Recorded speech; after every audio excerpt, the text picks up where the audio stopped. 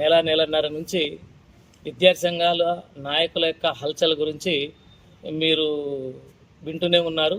మీద వాళ్ళ ఆగడాల గురించి మీడియా ముఖంగా మొదటిసారిగా వాళ్ళ భాగవతం చెప్పడానికి ముందుకు రావడం జరిగింది. వాళ్ళ గురించి చెప్పడానికి ఎవరు సాహసించడం లేదు పట్టణంలో కానీ ఇంకెక్కడ కానీ. మరి ఎవరు సాహసించకపోతే వాళ్ళు మంచోళ్ళు అనేటువంటి అభిప్రాయం కూడా వ్యక్తమవుతుందనే ఉద్దేశంతో మొదటిసారిగా ముందుకు రావడం జరిగింది. ఎమ్మిగనూరులో బీసీ, ఎస్సీ, ఎస్టీ, మైనారిటీ విద్యార్థి సమాఖ్య జిల్లా అధ్యక్షుడు ఎం శేఖర్ నాయుడు, యుఎస్ఎఫ్ఐ రాష్ట్ర కార్యదర్శి ఉదయ్, వీళ్ళిద్దరూ కలిసి మాకు ముఖ్యంగా ఎమ్మిగనూరులో విచ్చలవిడిగా చాలా మందివి రకరకాల బలహీనతలు ఉంటాయి.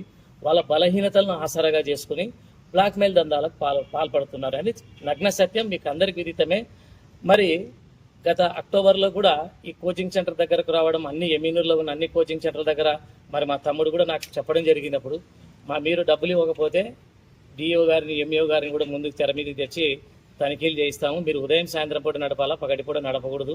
నడిపితే మా పర్మిషన్ కావాలా, మాకు డబ్బులు ఇస్తే మేము కోచింగ్ సెంటర్ నడిపినా కూడా మేము సైలెంట్ ఉంటాము. మాకు డబ్బులు ఇవ్వకుంటే అధికారులకు చెప్పి సీజ్ చేయిస్తామని చెప్పి బ్లాక్మెయిల్ చేయడం జరిగింది. వాళ్ళు డబ్బులు అడిగిన విషయాలు, ఫోన్పే చేసుకున్నవి, వాళ్ళు అడిగినవి తీసుకున్నవి, అలాగే అధికారులు ఎప్పుడెప్పుడు వస్తున్నారు అవన్నీ కూడా వీళ్ళ దగ్గర కాల్ రికార్డింగ్లు కూడా ఉన్నాయి. వాళ్ళ అన్ని భాగవతం అంతా టోటల్గా A to Z ఆధారాలతో సహా ఉన్నాయి.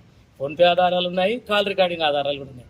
వరుసగా వివిధ ప్రజా ప్రయోజనాలకు సంబంధించి ఎటువంటివి పట్టించుకోకుండా ఒక్క మా మీద మాత్రమే, మరీ ముఖ్యంగా నా మీద మాత్రమే సివిఆర్ న్యూస్ వాళ్ళు వరుసగా కథనాలు ప్రసారించడం, టెలికాస్ట్ చేయడం వెనకాల వాళ్ళకున్న స్వార్థం, దురుద్దేశమేమో టార్గెట్ ఒక్కరి మీద ఉంటుంది. వాళ్ళు అనుకున్నటువంటి అమౌంట్ వచ్చేంత వరకు కంటిన్యూగా వాళ్ళ మీద మాత్రమే టార్గెట్ చేసి వీళ్ళు రకరకాల కార్యక్రమాలు చేస్తూనే ఉంటారు. వీళ్ళు విద్యార్థి సంఘాలు అయితే విద్యార్థుల సమస్యల గురించి పట్టించుకోవాలి. ఏనాడైనా ప్రభుత్వ పాఠశాల గురించి, ప్రభుత్వ కళాశాలల గురించి, ప్రభుత్వ విశ్వవిద్యాలయాల గురించి, లేదా ప్రభుత్వ వసతి గృహాలలో ఉన్నటువంటి సమస్యల గురించి ఎప్పుడైనా పోరాటం చేశారా, ఉద్యమాలు చేశారా? ముఖ్యంగా ఈ సంఘాలు ఎమ్మిగనూరులో దాదాపు 10కి పైగా ఎటువంటి గుర్తింపు లేని సంఘాలు.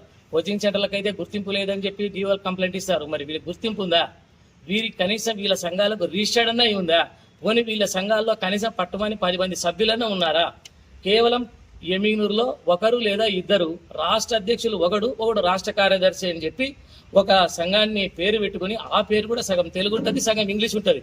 అటువంటి పేర్లు పెట్టుకుని ఎమ్మిగనూరులో మాత్రమే రాష్ట్ర అధ్యక్షుడు, రాష్ట్ర కార్యదర్శి అని పేరు చెప్పుకుని లెటర్ ప్యాడ్ ప్రింట్ చేసుకుని ఆ లెటర్ ప్యాడ్లో రకరకాలుగా కంప్లైంట్ రాసుకోవడము, స్పందనలు ఇవ్వడము, లేదా డిఓకి పై అధికారులకు ఇవ్వడము, ప్రైవేట్ స్కూల్ వాళ్ళని, చుట్టుపక్కల ఉన్నటువంటి కస్తూర్బా గాంధీ గురుకుల పాఠశాలలు, ప్రైవేట్ స్కూల్స్, ప్రైవేట్ కోచింగ్ సెంటర్లను బ్లాక్మెయిల్ చేయడము, అందిన కాడికి దోచుకోవడం.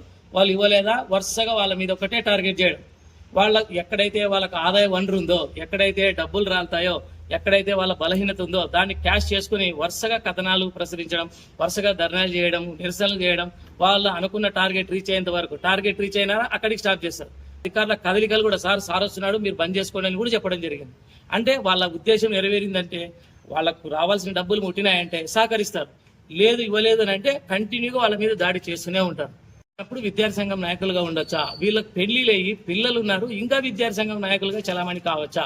మరి అటువంటి ఈ విద్యార్థి సంఘాల మీద మరి చర్యలు తీసుకునేటువంటి అధికార వ్యవస్థ అనేది లేదు. ఇంతకు ఎవరి నియంత్రణ పరిధిలో ఉంటారు? డిఓ గారేమో మా నియంత్రణలోకి రారు అంటారు. వీళ్ళకి గుర్తింపు ఎవరి వాసారా? వాళ్ళు ప్రశ్నించొద్దు అనడం లేదు. ఎవరైనా తప్పులు చేస్తే ప్రశ్నించండి, అధికారులకు కంప్లైంట్ ఇవ్వండి, కానీ దాని వెనకాల దురుద్దేశం ఉండకూడదు, దాని వెనకాల వాళ్ళ స్వార్థం ఉండకూడదు అనేటువంటిదే మా ఆవేదన. సో ఈ విధంగా ఈ విద్యార్థి సంఘాలు ఈ విధంగా బ్లాక్మెయిల్ చేయడం ఎంతవరకు సబబు? వీళ్ళకు ఒక నియంత్రణ వ్యవస్థ లేదే. ఇప్పుడు ఏవైనా తప్పు చేస్తే క్రమశిక్షణ రహిత చర్యలు తీసుకోండి అని చెప్పి వాళ్ళ పైన ఉన్నటువంటి సంఘ బాధ్యులకు చెప్పొచ్చు. కానీ వీళ్ళకి ఎవరు పై స్థాయి వాళ్ళు, హోదా కలిగిన వాళ్ళు ఎవరు లేరు. వాళ్లే రాష్ట్ర అధ్యక్షులు, రాష్ట్ర కార్యదర్శి ఉన్నప్పుడు వాళ్ళ మీద ఎవరు కంప్లైంట్ ఇవ్వాలి? ప్రభుత్వానికా, విద్యాశాఖకా, హోమ్ డిపార్ట్మెంట్కా, ఎవరికి ఇవ్వాలో అర్థం కాని పరిస్థితి. తమ్ముడు పోయి పీజీఆర్ఎస్తో కంప్లైంట్ మళ్ళీ మన స్టేషన్లో వస్తే డిఎస్పీ గారికి చెప్పడం జరిగింది, కొత్తగా వచ్చిన సిఏ గారికి చెప్పడం జరిగింది. మరి వాళ్ళు ఏం చర్యలు తీసుకుంటారో చూడమ్మా. బెదిరిస్తున్నారు మమ్మల్ని, మీ మీద ఎస్సీ కేసు పెడతామని.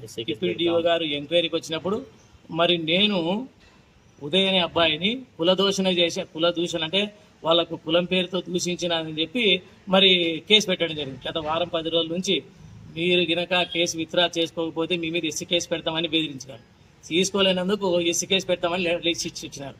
నేను కుల దూషణ చేశానని చెప్పడం ఎంత హాస్యాస్పదం. ఏదైనా చెబితే నమ్మే విధంగా ఉండాలా, దానికి ఆధారం ఉండాలా. ఇప్పుడు మేము వాళ్ళని ఆరోపిస్తున్నాము, ఆధారాలు నిజంగా ఫోన్ పే చేసిన ఆధారాలు ఉన్నాయి, వాళ్ళు కాల్ రికార్డింగ్ ఏం చేసినారనేటువంటి ఆధారాలు ఉన్నాయి. ఫైనల్ గా మేము అంతేనండి. ఇప్పుడు చూడండి, ఈ విద్యార్థి సంఘాల వల్ల వీవర్స్ కాలనీ జెడ్పీఎస్లో పనిచేసేటువంటి ఐరా సార్, గణితం మ్యాథ్స్ టీచరు, ఆయన పొరపాటున చెప్పినాను తప్పైంది క్షమించండి అన్నారు.